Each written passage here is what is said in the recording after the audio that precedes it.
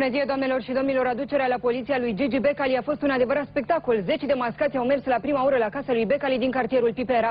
Colega mea, Ana Maria Roman, ne spune ce se întâmplă acum la poliția capitalei. Araba liber și tot se duce!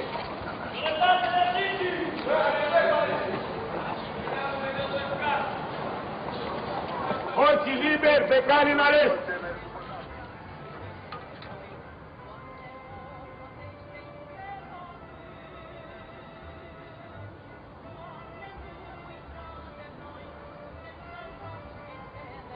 Georges Becali est l'un des hommes les plus riches de Roumanie. Issu d'une famille de bergers, il a fait son argent dans l'immobilier et dans le football. Monsieur Becali a aussi fondé un parti nationaliste chrétien, le Parti de la Nouvelle Génération. En avril 2009, on lui a volé sa limousine. Il n'a pas appelé la police, mais il a envoyé ses bodyguards qui ont séquestré et torturé les voleurs. Lors de son interpellation, M. Becali a déclaré que, comme le Christ, il avait été châtié tandis que Barabbas, les voleurs de sa voiture, se trouvaient en liberté. Il a été relâché le jour de Pâques. Le mois suivant, il a été élu au Parlement européen. Aveți emoții? Aveți emoții? Normal că am emoții, nu e prima mea zi de muncă. Și altceva în viața mea.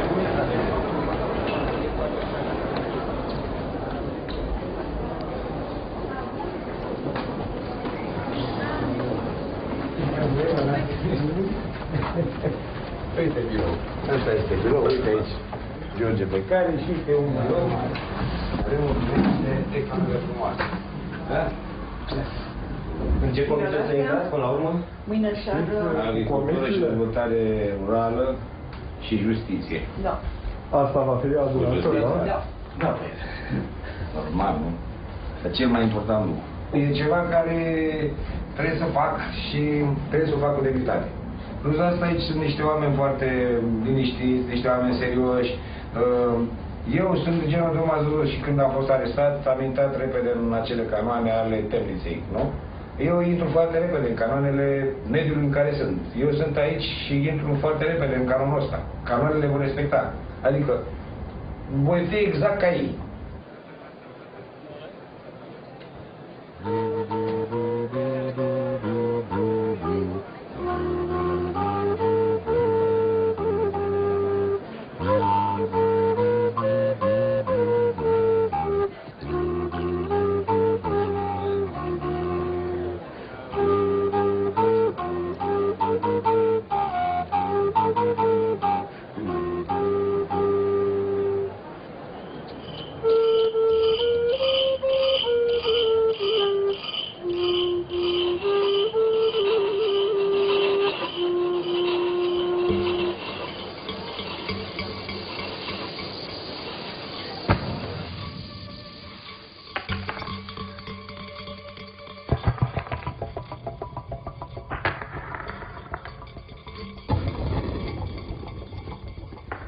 Le visiteur anachronique de mes cauchemars est revenu.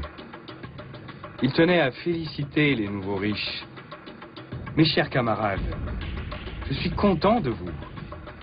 Je vous savais docile, sans initiative, mais vous avez réussi. Vous avez récupéré mon système, mes réseaux, hélas parfois mon argent. Vous avez formé vos enfants à votre école. Enfin, je sens que je survis dans chacun d'entre vous. Vous avez prouvé que nous sommes capables dans le commerce extérieur. Et si vous alliez exporter notre recette dans le monde entier? Je retourne dans les cieux tranquille et confiant. Je vous laisse maintenant. Partez à la conquête du monde.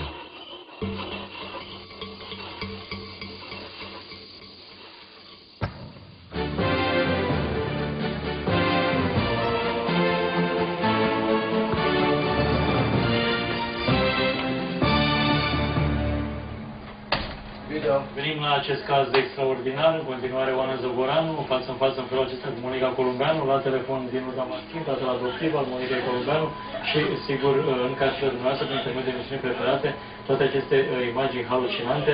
și să facem comparație. Hai, pe tot ceea ce cereți dumneavoastră prestatorii, stăpânii noștri, noi chiar și facem, țin de cuvânt în această țară, cel puțin, să pornim. România au început să-i aprecieze întâi de toate. Les Roumains se sont mis à apprécier les anciens membres de la Securitate. Ils étaient montrés du doigt les 10 premières années qui ont suivi la Révolution. Finalement, les gens ont compris qu'ils avaient été intelligents et qu'ils avaient réussi à s'en sortir. C'est nous autres les idiots. Et ils ont arrêté de les stigmatiser. Après, ils ont commencé à s'en prendre aux riches.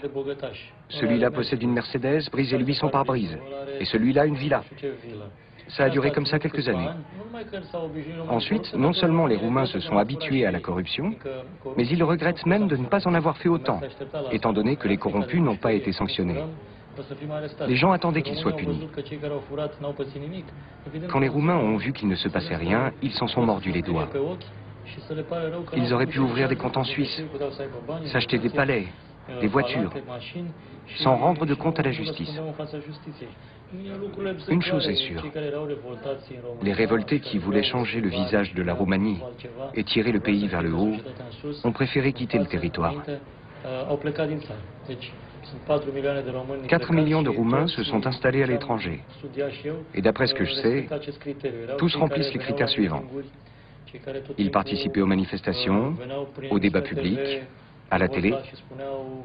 Ils dénonçaient les directeurs escrocs ainsi que les politiciens corrompus. Tous ceux qui ont vu leur démarche échouer ont quitté le pays. Les autres sont restés. Même pendant la Révolution, seuls les révoltés descendaient dans la rue. Les autres restaient sagement devant leur télé. Je répète, sont restés en Roumanie ceux qui y mènent une vie prospère, les résignés, et ceux qui sont tellement pauvres qu'ils n'ont pas de quoi se payer le voyage. De ce point de vue, le pays est endormi, engourdi.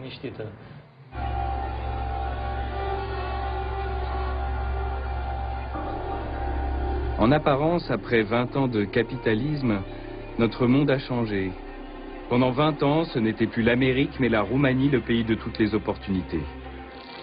Aujourd'hui, il reste encore quelques déchets et quelques miettes à se partager au banquet des manias, mais il faudra manger debout, car les places sont prises. Et attention, la recette est vraiment dure à digérer. Au fait, qui va payer l'addition ?